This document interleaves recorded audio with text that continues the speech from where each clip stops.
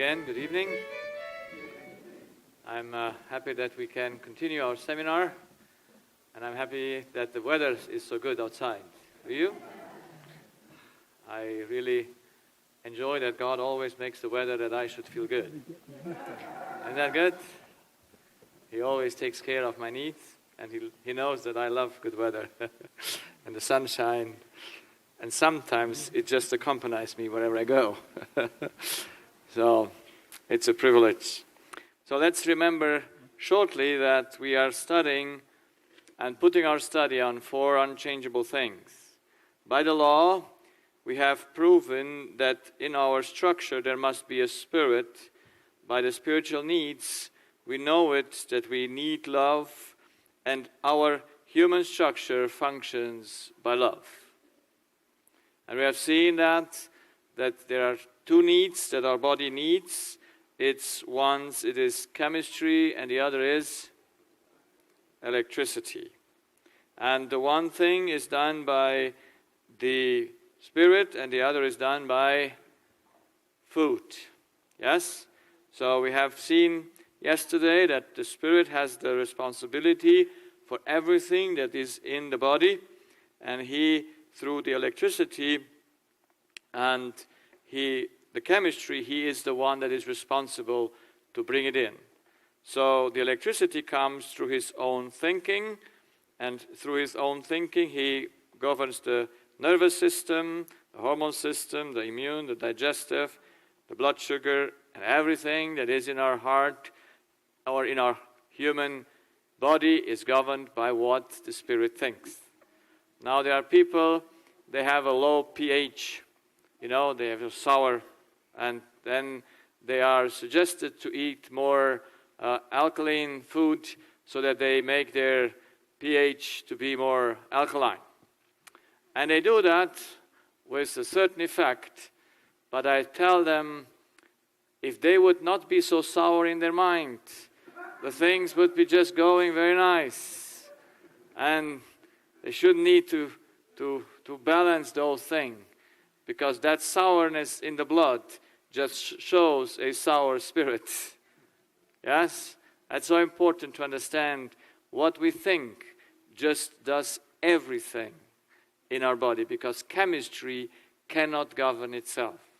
There is no chemical reaction that can go by its own choice. It must be governed. And in our life, God made the spirit that it should govern it. So, through the electrical input that the spirit gives to the body is put well, and the spirit chooses what to eat or not, or what to drink, or how to do all things. So we see that our decisions are twofold. Once they make the direct electrical current by moving us, but also the spirit takes a decision if you eat chocolate or not. Yes? So that's why he is in charge of how much? Of everything. Of chemistry and of the electricity. So we saw yesterday my first case, which was very simple. And I showed that case that this lady got headache because she changed her way of thinking. The first, she was thinking lovingly to her boyfriend. Then she heard he betrayed her. And so she got hurt and disappointed. And so revengeful thoughts came up. She took herself in prison, and her body responds with pain. Would she realize that she makes the pain to herself? Does she realize that? No. Because she thinks she's right. Didn't he do the wrong? Should he deserve punishment? So she would like him to force him to be faithful. And she doesn't see that pain comes as a response to her own thoughts. But if she would see it, she would have a choice to fight against the way she thinks. But she thinks her headache is something that comes along with, but she would not see it as a direct result of her thinking, of her revengeful thoughts. And so every time a person gets into a conflict, its conflict is about his spiritual needs. And when he thinks that he doesn't receive what he deserves, then he reacts against it. And who has the damage? It's you who has the damage. So when I observed this, and I observed it in how many cases? In all cases. You see, in these 14 years, I have spoken to thousands of people. I never counted them. But you can imagine, if I travel somewhere, I always do counseling. I always speak with new people. In my practice, I have over 22,000. I've seen over 22,000 people. Now, I didn't speak with all of them and taking their life history, but I spoke with thousands of people. And I heard one story or 1,000 stories. I heard only one story. Always you hear only one story. Isn't that nice? There is nothing new, Solomon said, under the earth. It's always the same thing. It doesn't matter which story one tells you. It is the same like the other stories all. So I heard stories that are terrible, with terrible situations. But in the center of it, it's always this pattern. You think well until that information there comes into your life. And then you do something because that information is against your need. You don't have a need to be cheating, do you? Do you have a need? Do you have a need to be lied unto? No. So whenever someone lies unto you, you get upset. And who gets the headache? You do. Because that upsetness is wrong. There was a lady just recently that called me and said, I'm so upset because my husband is not sincere to me. Yes? Should the husband be sincere to his wife? Yes? Well, it's good if he is.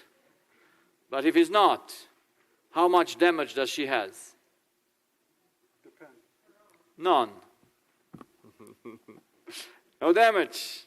Because when she wants him to be sincere and he's not, she takes herself into prison and destroys herself.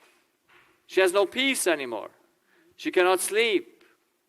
And so we have in us an error. And this error we don't see as wrong. And I asked this lady, by what authority does he need to be sincere to you? Have you understood the question? Who are you that you want sincerity from your husband? Are you with me? I don't hear the gentleman laughing.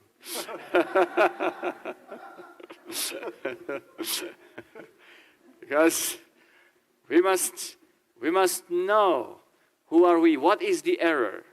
And we have seen yesterday that the error lies in the idea. Which is the idea? Which is the error? Let's do a little bit review. What do we think is our need while it is not our need? We all think we need to be loved. That is, some other people need to be sincere to us.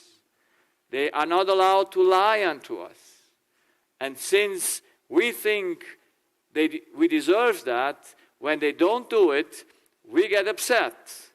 And we get the ulcers in our stomachs or whatever we get as a result of it. The pattern is always the same. we think others owe us something, while we must admit by the law others owe us never anything. Only we owe others.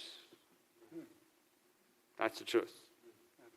Others never owe us anything, but we owe others to love them. Is it? So, all problems that we have come from our relationships, because through relationships we have and can fulfill our need for love. There is no other way to fulfill your need for oxygen except through the lung and through inhaling. Yes? There is no other way to fulfill your need for water except you drink it and put it in your stomach and intestine. There is no other way to satisfy your need of love except through relationships. And what's the organ where you have the relationships? In your heart. Yes? Like oxygen comes through the lung. Food comes through the stomach. Love comes through the heart. And of course, it is not our physical heart, it's our spiritual heart, that which really is located in the spirit and governs everything. So here we have that model of relationships. Do we love because we want to get rid of the love that we took before, or do we want to receive love? And all human beings from their birth, they are dependent. They think others need to act rightly and others need to exist, that I should be well in my life. That's a very, very deep deception. We don't see that we need to take. And if we would see that if we take and give, how much would we need to come something back to us? We are free. Because that's the way of happiness. You take in order to give. When do you get happy? When you take or when you give? Always when you give. That's when it comes into your body and you're just fine.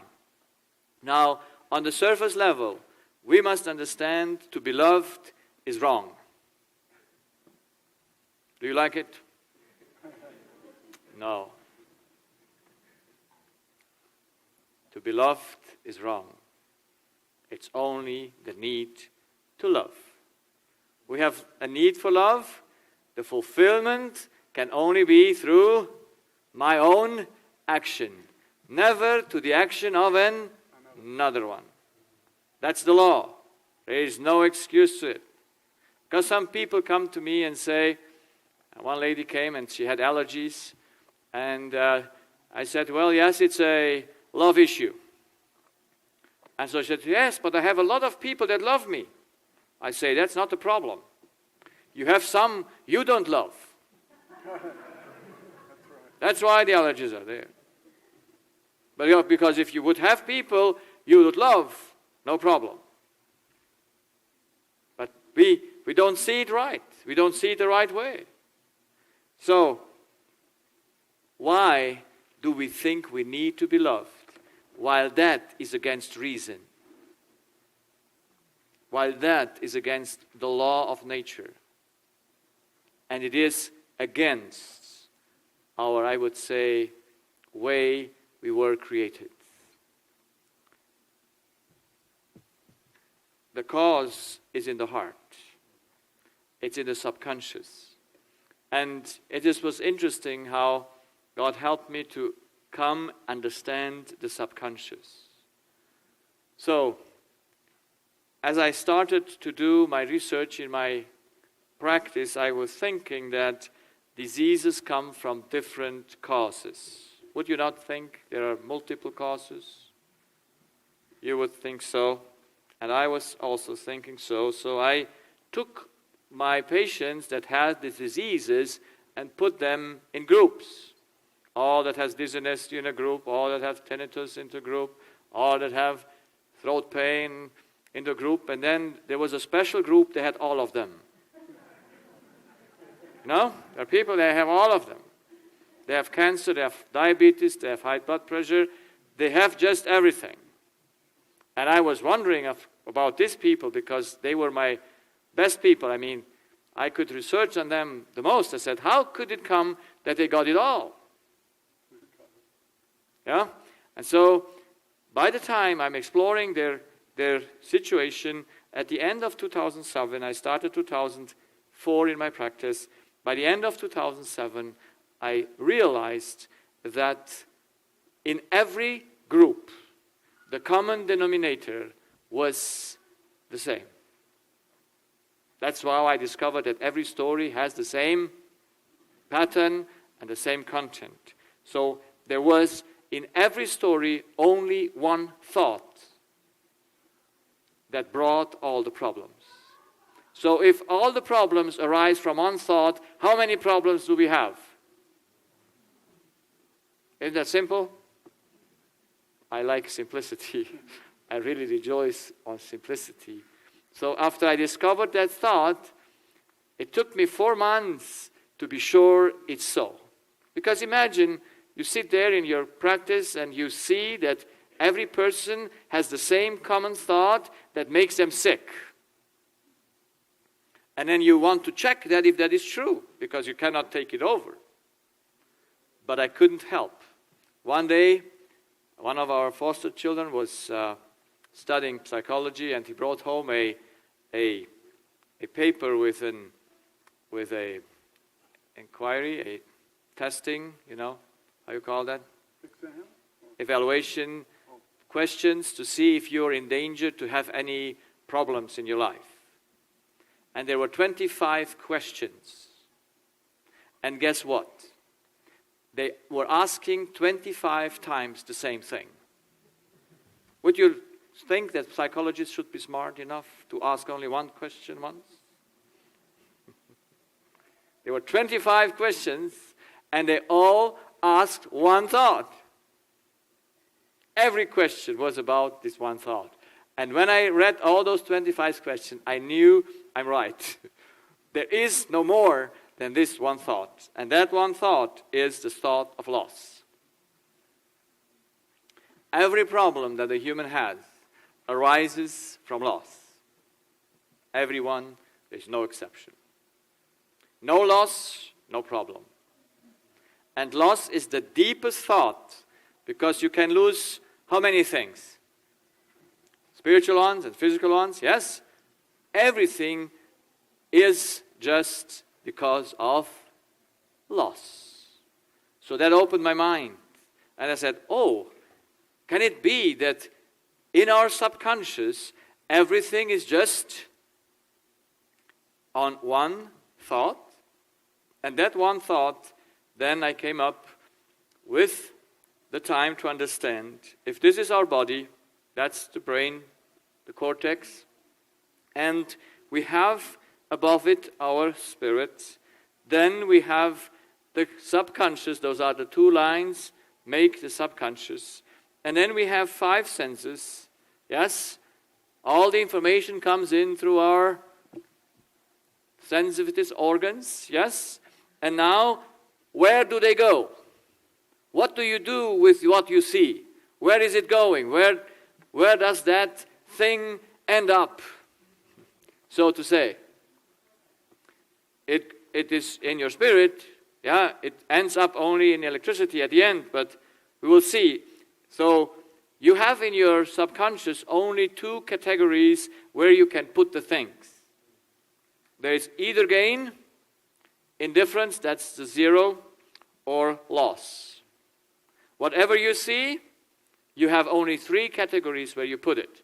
In the end, it's only 2, because indifference, you left it, yes. If you are not a soccer addict or fan, would it matter who wins or loses?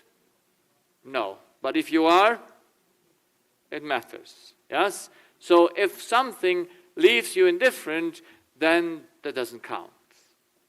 because you're not challenged.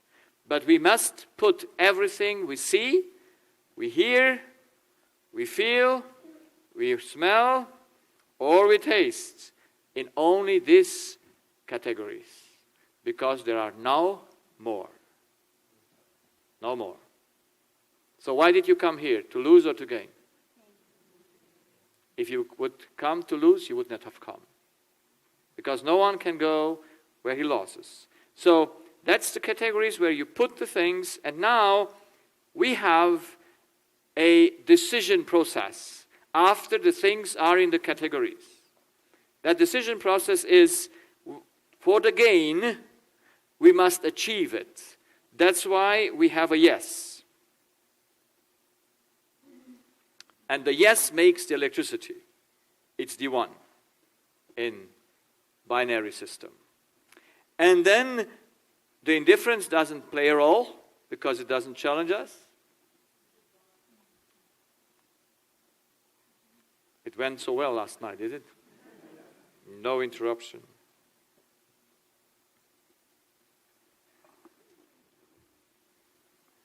So, was it here? So, gain must be achieved, and for that we have a yes.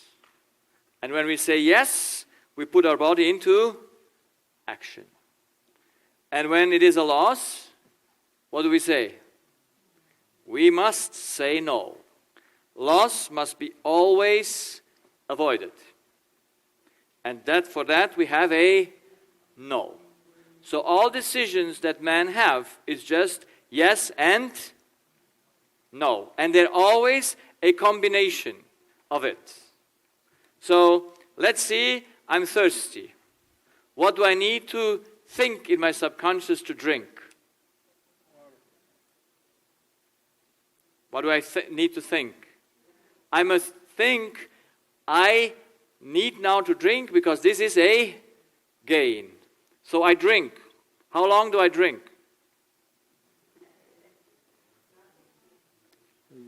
Until it becomes a loss. And then you say no. Understand the decision making? You only can drink as long as it is a gain. In the moment it gets a loss, you stop drinking. Is that fine? So just to exemplify the process of decision making. All decisions, when imagine you have potluck and you have many dishes there. You know what is going on in your subconscious? Gain and loss, gain and loss, gain and loss. What's gain and loss, gain and loss? Yeah? And it goes in splits of second. I always eat that what's the most gainful. I mean, what I think for me is most gain. And so I take that. But can I eat it infinitely? No, I must stop. Because then it becomes a loss, even though I still like it. Because I don't want my body should be taxed unnecessarily by things that are hurting him or making him not play well. So that's very simple. All decisions we take are just yes and no.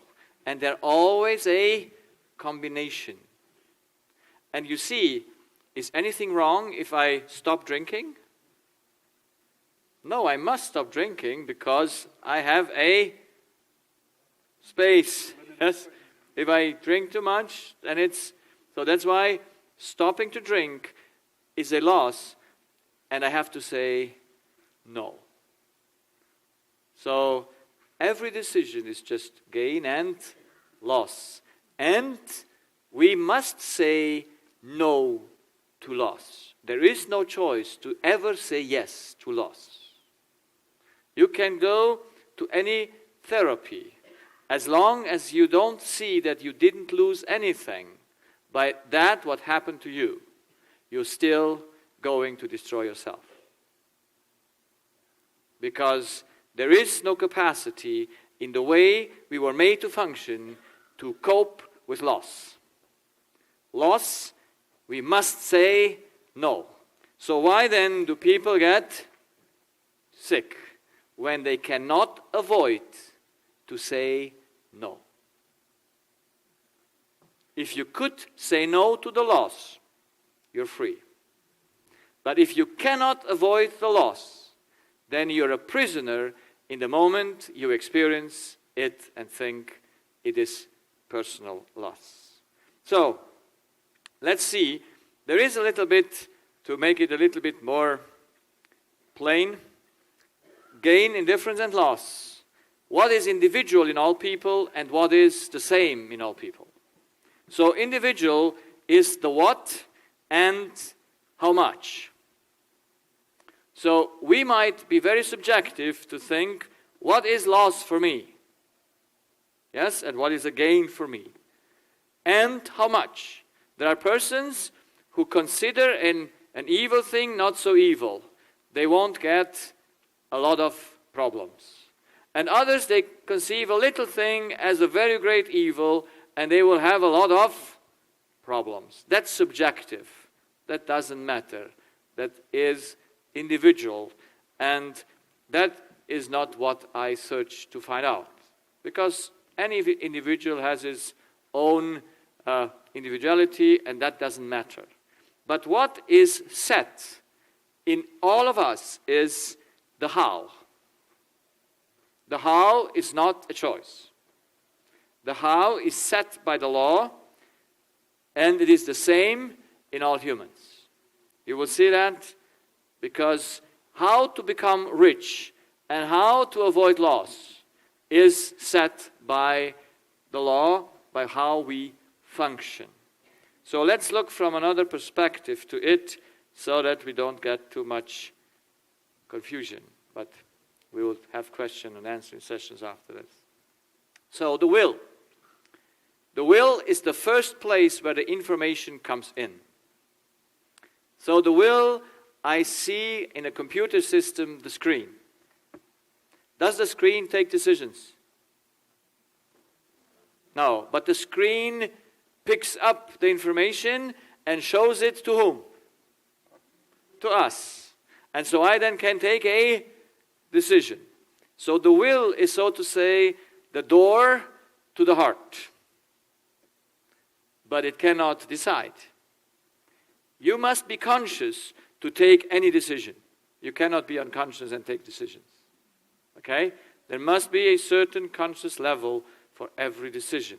Because the will must be enclosed. I mean, he works there. So, and he is in the consciousness. So you must realize you're hungry or thirsty or you're freezing or you're sweating. So you must realize your need first. That's in the will. But now the decision for what you need is done in the heart. We have in the will also our spiritual needs. So the green ones are also the body needs, and the red ones, I hope you understood, are the spiritual need, because love is always red, is it? Should be. Okay. I know. So, and everyone has in his will a need that is first. You see, that's why I made the will like this, because you have one spiritual need that is always first, and then all the others follow. And that's individual in all of us. The will is all different in all of us. So the ha, the H, stays for harmony. And my will, in my spirit, needs first harmony. Anything else comes later. So I look to everything through the mirror of harmony. And then, of course, I need justice. That's not far away from my harmony. Then I need liberty. That's something that I also need. Then I need truth. I need wisdom. And I need security. So those are a few basic needs that we all have. But in our will, the order of them is a little bit different. And so this is my explanation of the different personalities that we have. We all have the same needs, but since they're a little bit set different, we have a different personality. How many personalities exist on earth? Everyone is a different personality. Yes? And that is nice so. And everyone has a different will. And in a different way he looks to things. You see, I am very loving the heat. My wife doesn't. She likes more the cool. We have a daughter at home, she likes the cool. Her husband, I think, likes also the cool, so that's a good match. But if you have one that likes the hot and the other likes the cool, so how is it in the car? Now, thanks God, today there are two things in the car, so everyone makes his own heating on and the other makes the dead. But if it's not, then you argue who is going to get it neat.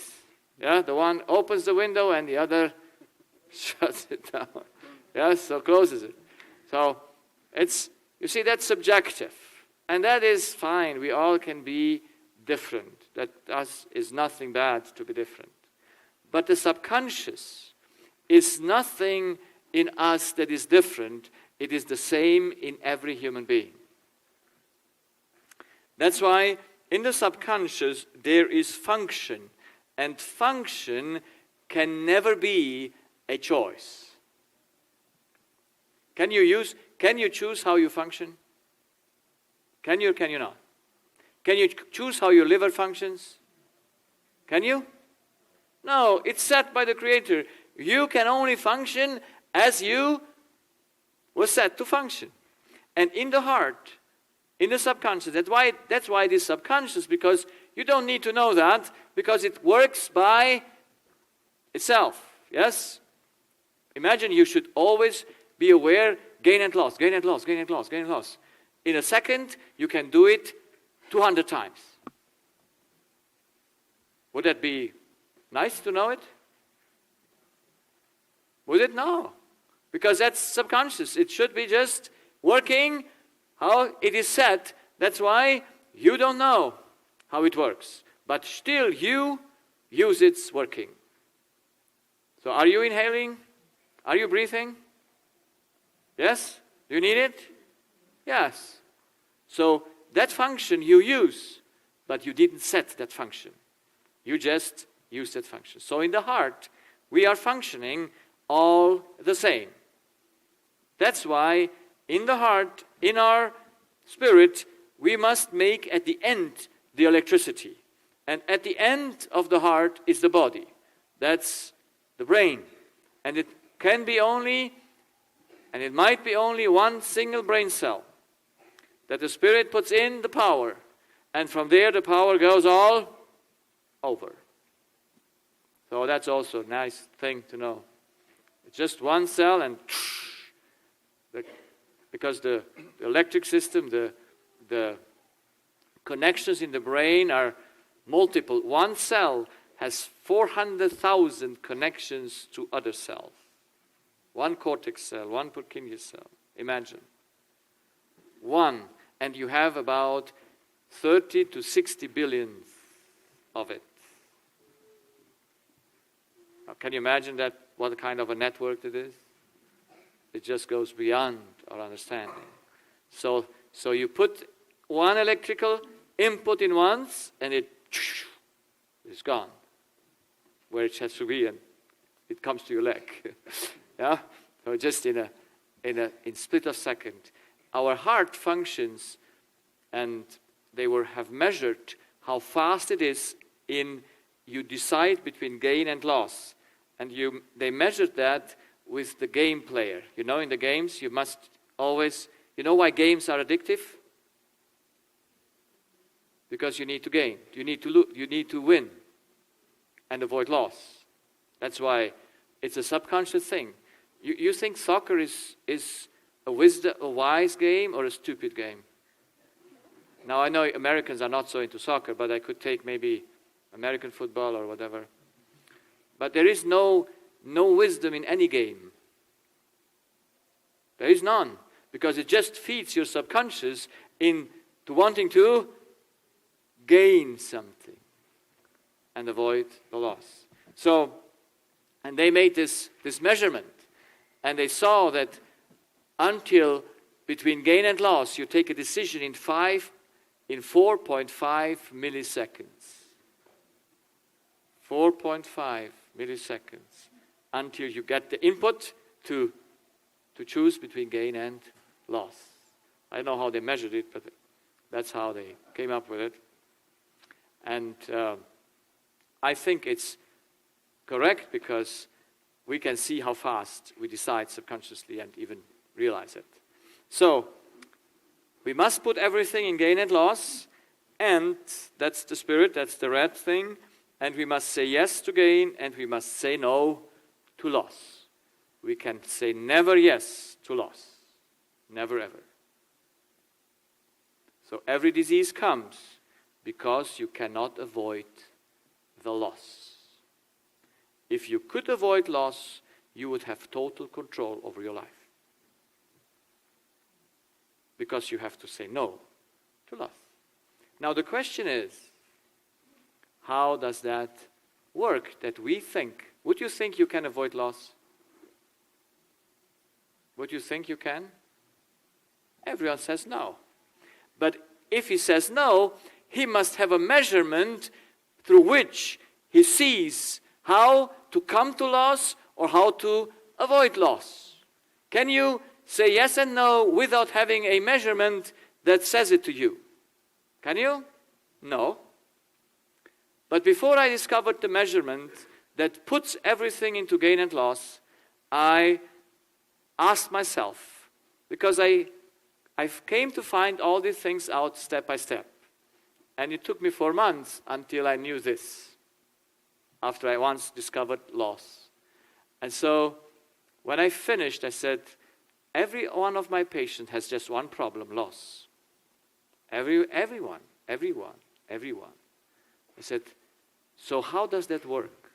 And when I discovered this process here, and I was sure it is so, I went to God and said, if this is the truth, then it must be known before I discovered it. It must be known. It must be written in the Word of God.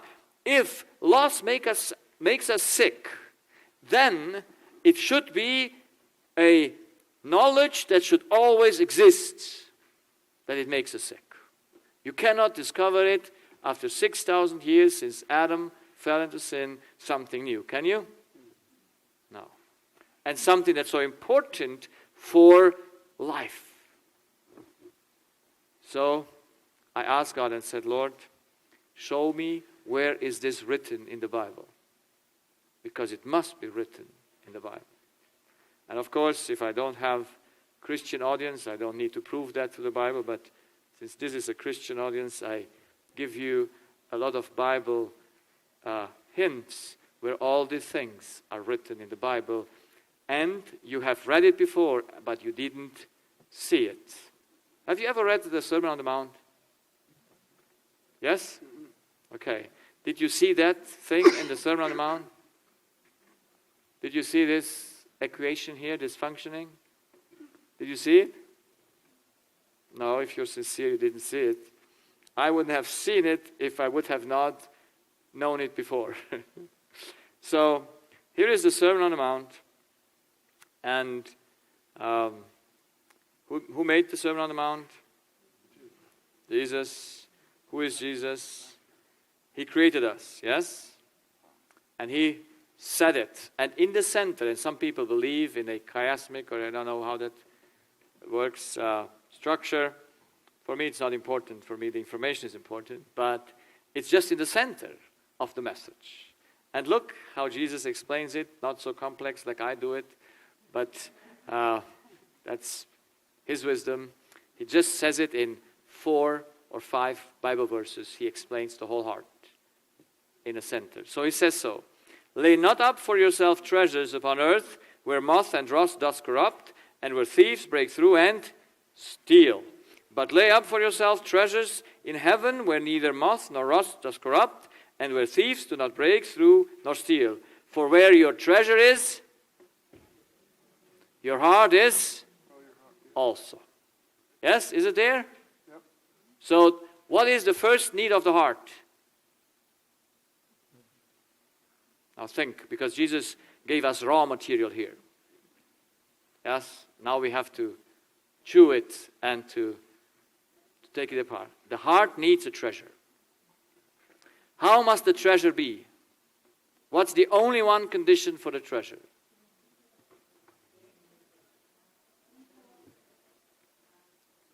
It must be eternal. Because if you lose it, your life is gone. So the heart needs a treasure, and that's why he says, lay up. He doesn't say, do not lay up treasures. Does he? No, because then he would be against how he created us. We must always gain. Heaven is gain. Heaven is treasure. So we always must go for one direction, for gain. And there's nothing bad in gaining. It's just on what is your heart bound. Is it bound on something eternal or something that you can lose? Because you see, Jesus says here, lay not up treasures upon earth where moth and rust does corrupt and thieves break to steal. There are three possibilities to what? To lose. Because there is not much more. And then if you lay up the treasures in heaven, what happens? Any thieves up there? Any moth or rust? Nothing. So you're very safe. And if your treasure is in heaven, your life is totally secure. No damage possible. That's why Jesus was never damaged. You could never take his treasure away because he always had an eternal treasure. There's a nice story of the rich young ruler. You know that story? He comes to Jesus and says, what shall I do to inherit eternal life? And Jesus says, keep the commandments. And we'll see that the commandment is in the center of the heart when we come to that point. But then he says, I kept them. And then Jesus says, you miss one thing. What did he miss? He says, go and sell everything you have and give it to the poor. For what purpose? That you might have a treasure in heaven, and then come and follow after me. That's eternal life. So if you have a heavenly treasure, you can never die. Your life is eternally secured. But if your treasure is on earth and is perishable, you will surely die because of your treasure. In my practice, I found out that pattern. And I read it from Proverbs 4 again. Proverbs 4, this is my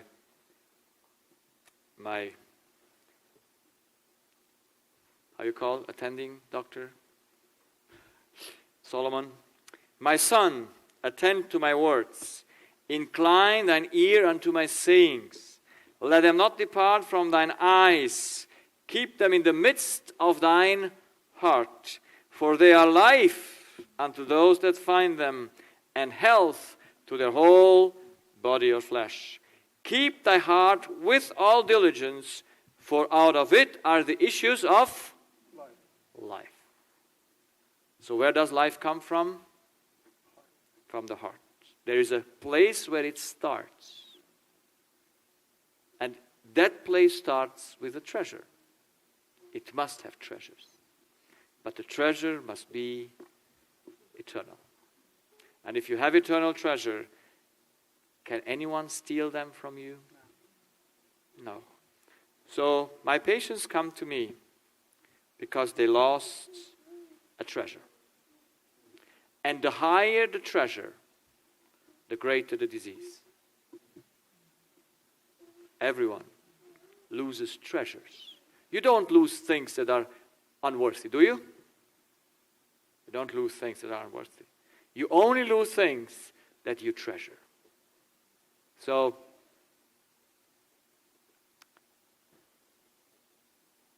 let's give a short example. When a person is in love, what does she think in her heart? Did she get a great gain or a small gain? Great gain. How great the gain? Great, great king. You know, Germans are very, very interesting people. They know how to say to the treasure what's a treasure. So a German doesn't say honey to his wife or to his husband. He says treasure. Yeah, Schatz. Yes. So Germans are very interesting. Yes, so they go just to the point. You are my treasure. Finally, I got you. Now I keep you. Is that? You're my treasure.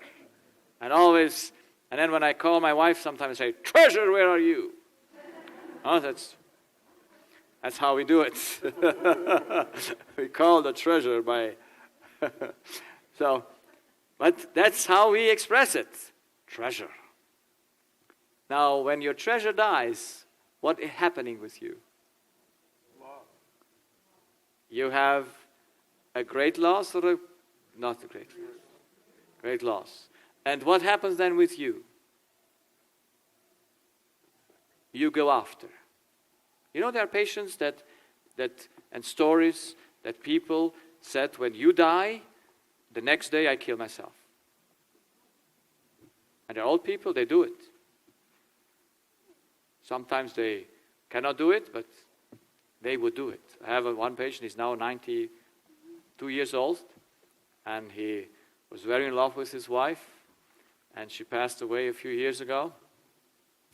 And he told me before she passed away, he said, when she dies, the next day I die also. I prepared my stuff in my board there, you know. Pardon? Yeah, whatever he said, and he will die. But somehow she died, and he still lives. But as a protest, he was a healthy person.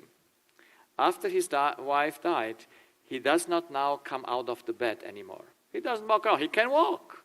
He's 92. He could walk, and he could go and make his garden. But no, he stays in the bed, watches TV the whole day, and says, I cannot come up of this bed.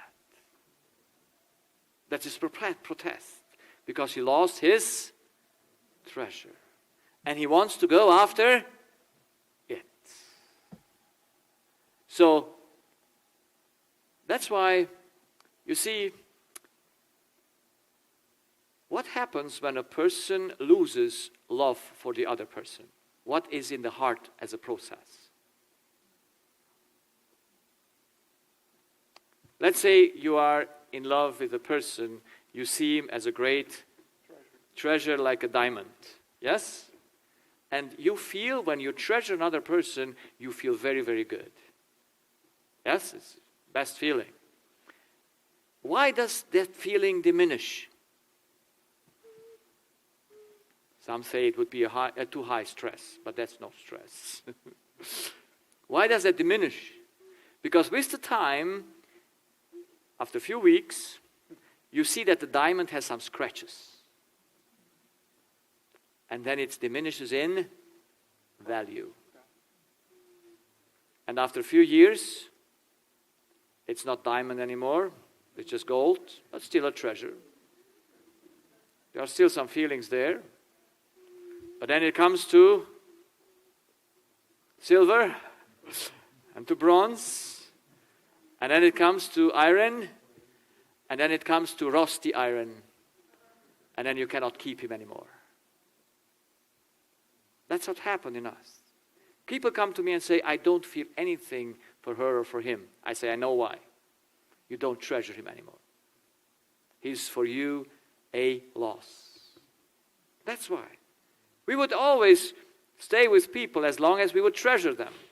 But in a moment, they're worthless for us, let them go. And you don't have even problems with it. Only the one that is left behind, that might keep you and might want to be with you, that is the one that has the loss. That's why the ones that divorce usually, because they cannot cope with the loss anymore, they get free. Yes? And the others, they get sick. You see, it's so important. If your marriage didn't go well and your spouse dies, you get healthy. You become healthy after that. But if your marriage is good and your spouse dies, you get very sick after that marriage. Because you lose your treasure. So is that clear for all of us? We need a treasure that cannot be lost. And now is the question, how do we get that? And that must be get through the measurement. How do I come to the point that no one can take my treasure away? How do I have a heavenly treasure? How does that work? So we have two ways of achieving treasures. There are only two ways. The right one and the wrong one. And it is described with the eye. Did you pay attention that Solomon says, keep them in front of your eye? Now Jesus describes in the same way in the Sermon on the Mount, the eye, when he says, very nice. I so love how simple he could make it. After he says, for where your treasure is, there will your heart be also. Then he says, the light of the body is the eye. If therefore thine eye be single, the whole body shall be full of light. But if thine eye be evil, thy whole body shall be full of darkness. If therefore the light that is in thee be darkness, how great is that darkness? No man can serve two masters, for either he will hate the one and love the other, or else he will hold to the one and despise the other. Ye cannot serve God and mammon. What is mammon? The earthly treasure. And God is the heavenly treasure. No one can steal you. So, here is the eye. Does Jesus speak about the physical eye? Or just he takes the physical eye as an example for the spiritual one? He says, this is the eye of the heart. Because this eye determines if you have a heavenly or a earthly treasure. If your eye is single, that is, if it's healthy, if it is clear, then you have no problem. It's full of light. But if your eye is darkness, it's evil. It's interesting, his pronunciation says evil. Then your whole life will be darkness. And now that what should be light in you is darkness. How great is that darkness? You see, the words of Jesus have a depth that you can study for years, and you will have to cut it out. And this is a great thing. If therefore the light that is in thee be darkness, how great is that light? How great is that darkness?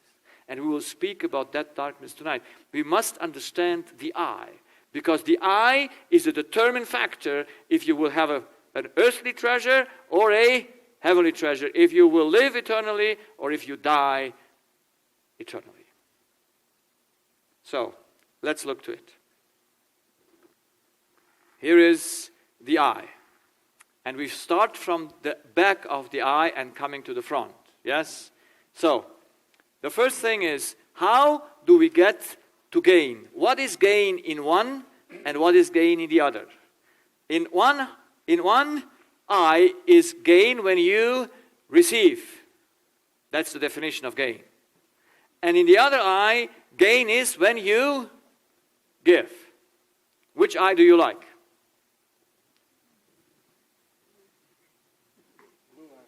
So, the one says you gain when you receive.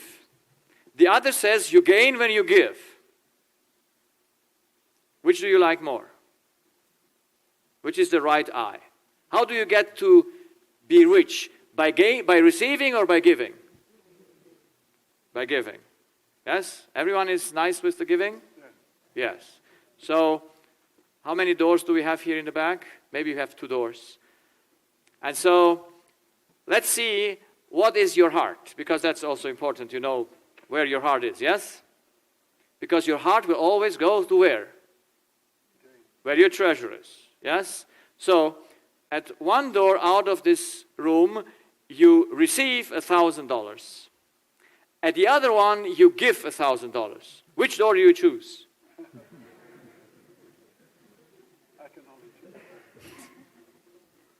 So you understand? If you have a real choice, would you go to the one and says, oh, I'm so happy to get rid of this $1,000 because I know it's gain? Would you think like that? Not even if you have them. You would go to that door and will come back again to go a few times to receive, because receiving is that what we think is correct. But receiving is the error. It's the evil eye. So if receiving is gain, then what's the opposite of it? No, it's not receiving. So, you see, this is German mathematics. You receive or not receive. That's how it works. Or you receive to less, to little. Or something is taken away from you. That's what we consider loss, isn't it? Do we consider that as loss? Because we think receiving is gain, then not receiving is loss. Something that is taken away from me must be loss. Or I receive not enough, what I think I deserve. Now, if giving is gain, what is loss? Now you know the equation. Not giving, yes. And keep, yes. Keeping or not giving. You remember that Jesus once said, if someone wants to lose his life, yes, if someone wants to keep his life, he will lose it. And the one who gives it will gain it. So do you think you have all the definitions in the Gospels? Very clear. What's the right eye is and what the evil eye is. So, what is the difference between the two eyes on one side? Can you see the difference? What matters in both eyes as a practical approach? I know I didn't do this question good, but maybe you help me. What's the difference between the two eyes? The one has less loss, no loss, the one. At least no personal loss. What is the difference? Pardon? The one has a? Iris? What's iris? Ah, the one has an iris. Not okay. No. What's the difference? This eye and this eye, who is the one in charge for your gain? You are.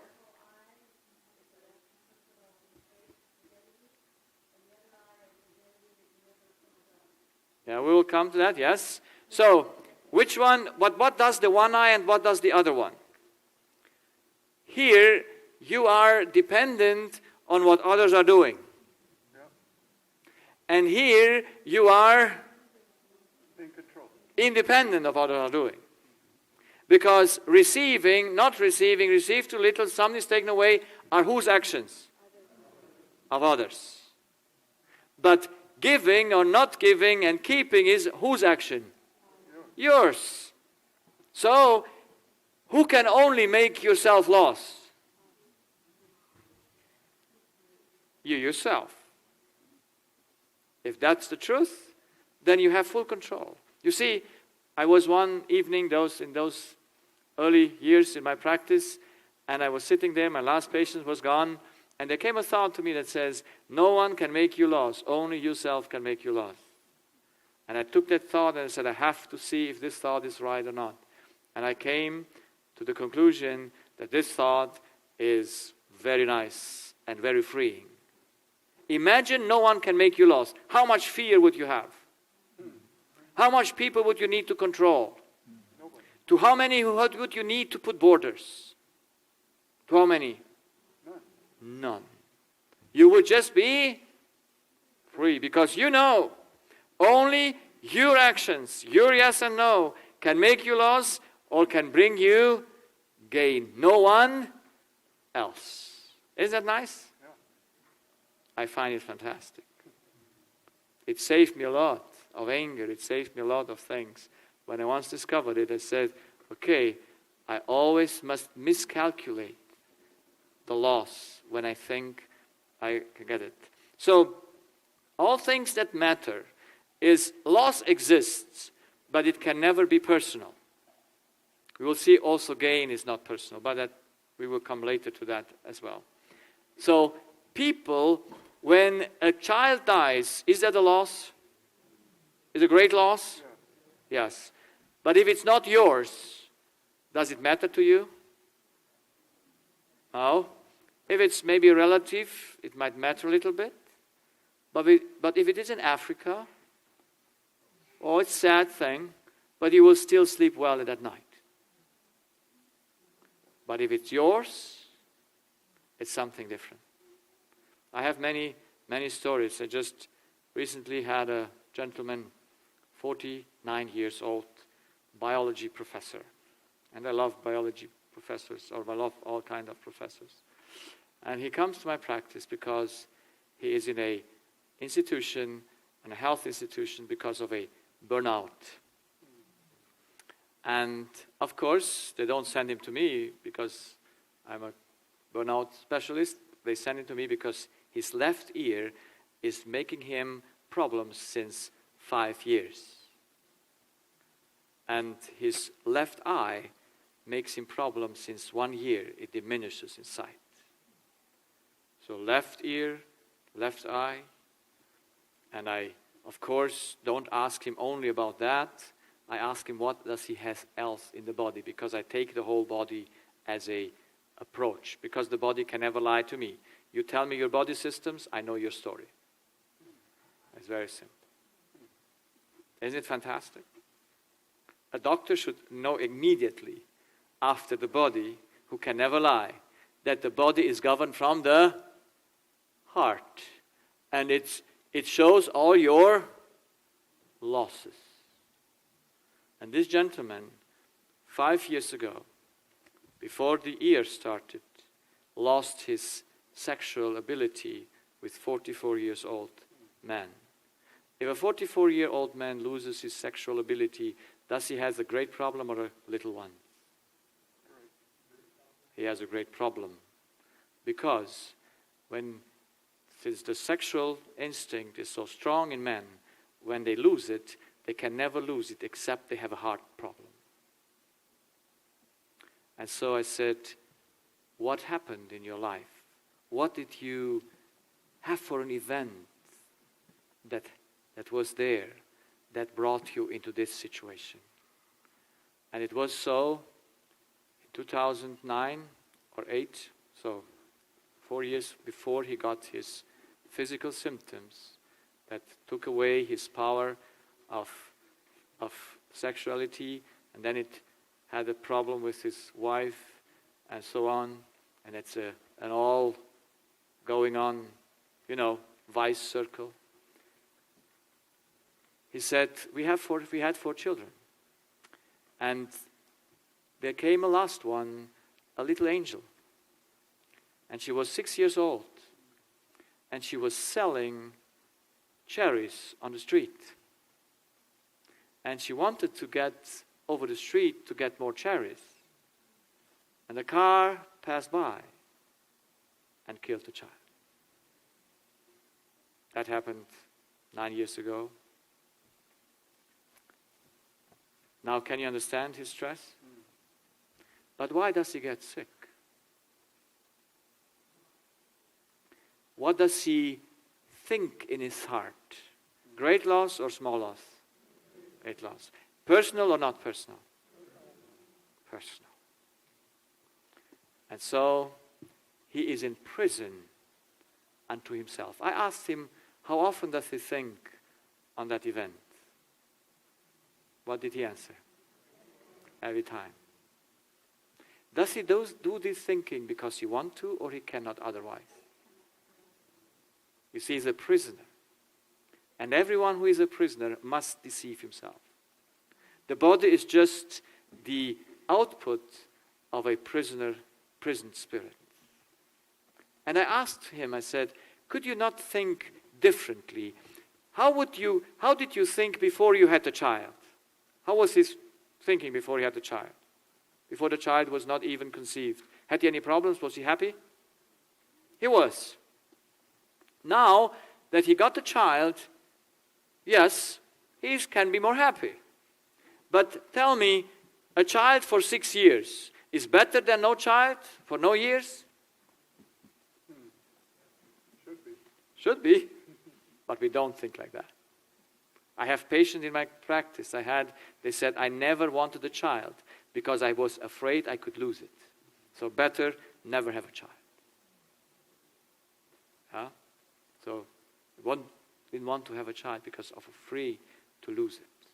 Because can we control the child's life? Can we? No. Now what's the problem? Why is this gentleman so sick? Why can he not control his thoughts? Because there must be a deception behind it.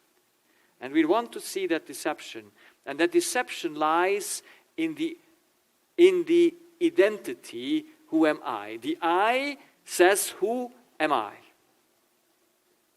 We will see that's the bottom of every thought that comes. Who am I? And out of who am I comes our motivation. And we know that all we are having is selfishness and pride. And there are two things that I defined as the root of selfishness is I have property or possession. Some things is mine. And pride is I can create something. That's why you always give in order to receive. That's the whole I. And we need to find out the identity. And I found out the identity that must be behind this by seeing the motivation. And all problems come because people think they have a possession. So, the question is, who am I? Why can the human have no property or possession? Or can a human have property or possession? Can you have anything that belongs to you? Can you have it? Whose nose is it that you bear? Whose arms is it that you have? Yours or not yours? Whose life is it that you live? Yours or not yours? I don't hear anything.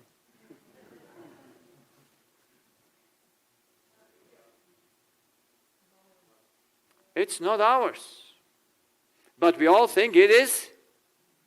Yes, an abused person comes to me and says, my body was abused.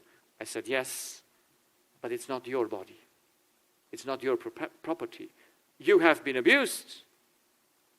You have been, so to say, damaged on your body, but since your body is not yours, you cannot have no personal loss. Isn't that easy to think or not? That's just against everything we have in our heart. Against everything that's in our heart. Because we take possession. Our child is mine. Our body is mine. Our life is mine. And then you get up where? There was a Christian lady. And she had lost her right arm in a car accident. And she lost it 7 years before. Her plexus was torn away and she lost her arm. And so she came to me after 7 years because the arm was there and she had severe pain in her arm after 7 years after the accident. Now if you know a little bit of medicine, you know that after 7 years you can have no pain after an accident. There's no law to confirm that. So she had to take strong medication, how you call this, plasters, the morphine plasters. Morphine, you know morphine? Yes? And so she comes to me and I asked her, she's 54, I think, or 55, and she was 48 when she had the accident. And I said to her, how do you think about this arm? Did you lose something personal or not? And she said, yes, I lost something personal. And she said, and I said, how do you, because she's a Christian lady, I said, how do you see that? Is that a thing that God made you a favor or a disfavor? And of course he said, it's a disfavor. God loved me until I had the arm, but now he punished me. And I said, yes, I understand the way you think. Because she said, I have children in my university, I have to work for them to keep them in university. No, that's how mothers do their jobs. They keep children in university. And so I said, it's interesting. So God doesn't love you, God punished you, but whose arm is this arm? Are you with me? And it's God's arm. So who lost anything if the arm now is not functioning anymore? Whose loss is it? God's loss. And she should say, oh Lord God, I have my both arms to work for you, and I worked for you now 48 years, and now if you put my arm into pension, I am happy, I still use the left arm for you. Would she have any pain in her arm? No. But she takes property of her own arm and says, it's my arm. I have the personal loss. I cannot work anymore for me. Because you take property of your own body. You are in a danger when you lose something out of your body to think it's a disadvantage. But I told to this, my sister, I said, this is for your salvation. This is a gift of God.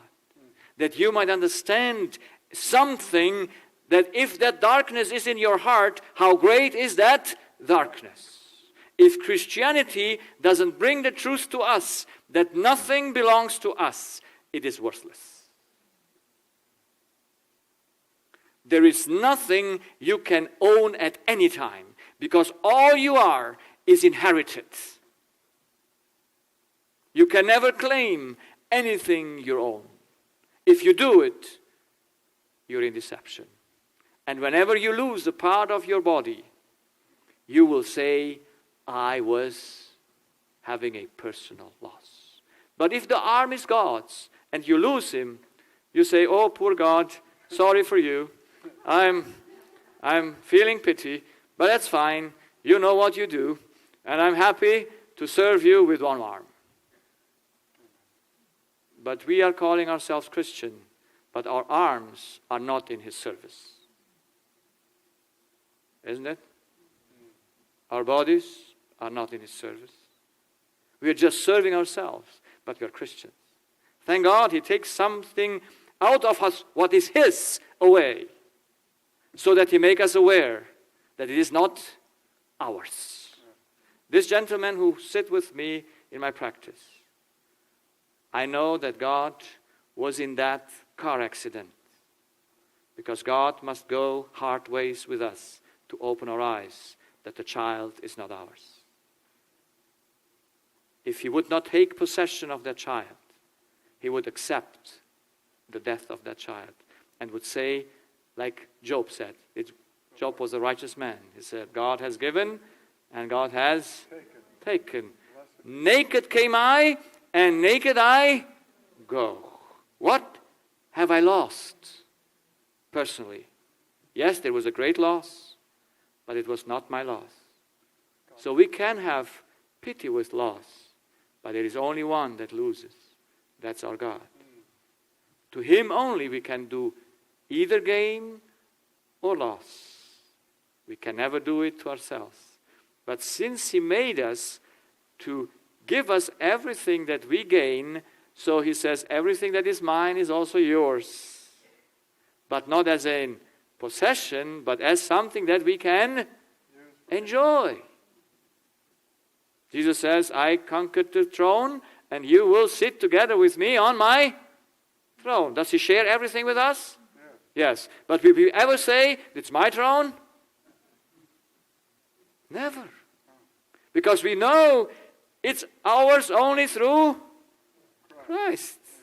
And we use it, and we're happy all eternity. I say something, if you have a car that you own or a lease car, you still get to the same point. It's either better to have a leased car, because if it has a scratches, you know it's not yours. If it's yours, you get in problem. There is something that I hope we can understand. I have to finish because I don't want to make you too tired, but I'm only in the half of my lecture. But however, we continue tomorrow night. You know why we can never have a possession? Let's give a clear answer, a bottom line answer that no one can change, and that is because he cannot create anything. You only can have possession if you're a creator, if you are a creator. If you're not a creator, you can have no possessions. That's why only one has all possessions, and that is God. He says he owns the cattle of, or what was it? Of the hills, of 1,000 hills. So everything is his because he created everything. That's why he says, it is mine. If I damage his body, will he take me in account for that? Yes or no? Yes, he could not take in account for me if I say, Lord, I eat chocolate as much as I want because I like it. He says, yes, if it's your body, you can do it. But if it's mine, I will take you in account for it. You see how deep the problem is? God will take us in account what we have done with these arms, with these hands, because they are his. If they would be ours, we could say, oh Lord, I just did what I... No. He made us with a purpose. And if we would use these arms for his gain, it would become our gain. And we will always have a treasure that can never be lost. So, but now the question is, what does the human think he can create? Because he would not be pride if he would not think he's a creator. And he would not have the idea that he has property if he would not think he's a creator. And I go this one thought, and then we leave with the question, who am I, until tomorrow. So let's look what the human think he can create. Can he create oxygen? No. How do we need oxygen? Yes. How? What is the method? What is the method how we satisfy our need? It's take to give. We just take the law so that we get used to the law. It's always you take it from outside and give it to your body. So, you need a source that is the air. Water. Can you produce water? Can you create water? No. So how do you need to fulfill your need? You take in order to give, because you cannot stop that what you take to not give. So, you have a source that is the water well. Now, food. Can you create food? No. So, how do you do it? You take in order to give. That's the earth. And now we come to the spiritual need, love. When you love, do you love with your own love or with someone else's love? Okay. Now this is a Christian community, I understand. So then what do we answer here? What do we answer here? No. But in the end, we all think, yes. Everyone thinks he loves with his own love. Because if you would not love with your own love, you would never get upset if someone rejects your love. Do you get upset when someone rejects your love? Yes, you get. Because you think, I give my own love. And look what it does with me. And then sometimes I challenge young people who are not married yet to prove and to look into the heart of the future husband or wife. You know how to look into the heart of a man? You know how to look in it? You now know how the heart functions. What do you need to do to the person to see his heart? Yes, you need to put him under stress. You need to put him under a test. Never marry without testing. Yes. So you want to know the heart. And the heart you can only know when he has a loss. So he brings you the nice flowers. and you say the time of testing has come.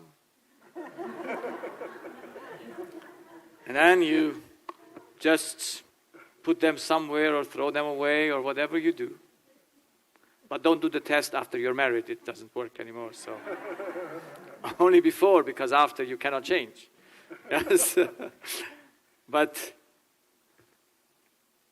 here she throws them away. Maybe she just goes to the trash and says, boom, put it in. And then she looks how he reacts. And if he says, honey, do you have a problem today? It looks like you have not a nice day today. Can I help you? Then you take out the flower from the trash and says, you passed the test. But if he gets upset, and he says, what are you doing with what I put all my love into it. Look at how I put that thing around that flower or whatever. Yes, everything I had I put there. Then you will say, I'm sorry, you passed not the test. So take your flower and go home.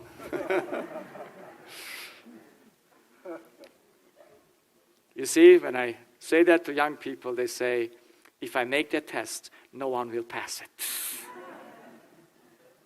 Unfortunately. Can the father do the test for the... No, it's better to do your own testing. But of course, we must know. All of us think love comes from us. And I finish with a story with my wife, because those are the nicest stories. After my conversion, I knew my wife loved flowers. And I'm grown up on the country where the flowers are outside, not inside the house. My wife grows up in the city, so with them the flowers are inside. So you have to pick them somewhere or buy them. And so she kind of like remembered me. When do you bring me again flower, or don't forget, and so on. And whenever someone requires something from you, do you give it with pleasure or not? No. I said, leave me to my own. I bring them when I think on it. And then she could forget it, because I never thought of it, because I was not used to it. Now after conversion, God is good. He reminds me I'm out in wood doing my prayer time, and there are a few flowers, and he says, your wife loves the flowers, and they don't cost anything, so you just must pick them and bring them home. And so I bring the flowers home. I still remember I gave her the flowers, and her eyes got big, there are flowers, and what does she think in her heart? He loves me, yes. And that's what her desire is. And then I give her the flowers, and I make a little mistake after that. I say, the Lord reminded me to bring them to you. That did all the damage. Because she almost took the flowers and would have thrown them out. She says, I don't want the Lord's flower, I want yours flowers. And I said, you don't know what you ask. Since when can I make flowers? Can man make flowers? No. So, the next time the Lord reminds me of flowers, I bring flowers home, but I don't say the Lord reminded me, because I learned. Yes, you have to learn. And so she's happy, and I'm happy, because, yes, the giver is more happy than the receiver. And it takes about 1.5 years until one morning it's spring, and there are the violets, the very blue things. We are out in Romania, and it's springtime. I'm in the wood. I see the flowers. I say, my wife likes this is her favorite flower. So I pick as many as I could, and I come home, or in that place where we were living, because it was a weekend seminar, and I gave her the flowers, and she looks at the flowers and she says, how good is the Lord? I said, finally you got it.